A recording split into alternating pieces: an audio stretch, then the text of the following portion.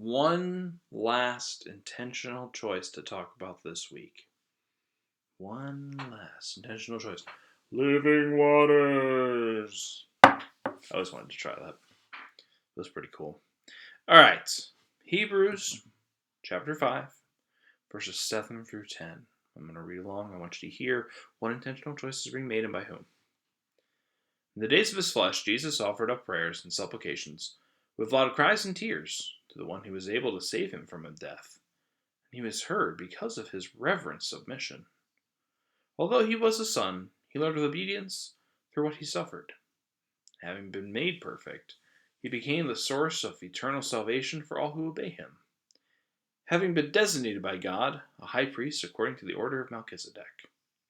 Now you're probably like, what is going on? This is the section of the connection. There is the book, a letter to the Hebrews, people of the Hebrew faith, right? Jews who, this is a connection to show this order of Melchizedek, other priestly vibes, that Jesus was the highest priest, the high priest, this connection with God, right? It's tapping into that understanding of faith. And here, well, what's the intentionality then? Sure, Jesus the high priest, okay, blah, blah, blah. No, listen to what it's saying. Jesus offered up these loud cries, but Jesus chose reverent submission. Jesus chose obedience and suffering. Jesus chose to be the source of eternal salvation. Right? That's kind of what it's going through. It's showing Jesus chose to continue to carry out this order of Melchizedek and the priestdom, the priesthood of all believers, right? To open it to all. Jesus chose these things. God chose intentionally the cross. And yes, I know we hinted at that on Sunday. It's obvious in Scripture, but I think it bears mentioning again. And I like the setup of it, right? God didn't just choose, oh, hey, a cross, it's great. No. God had the ability, who was able to save him from death, right? Didn't have to be this way, but God chose it for you and me. God intentionally made that choice. It's the grace of Christ, right? That's what we're called to share. To intentionally choose to share that same goodness, that same grace.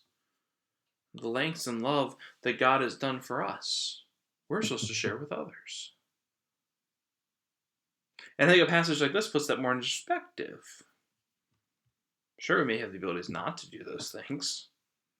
Sure, we have the abilities of reverent submission and suffering and obedience. I mean, those are things that it's like, oh, goody, sign me up. Right? This is what taking up your cross looks like. So it's like sharing the faith sometimes looks like.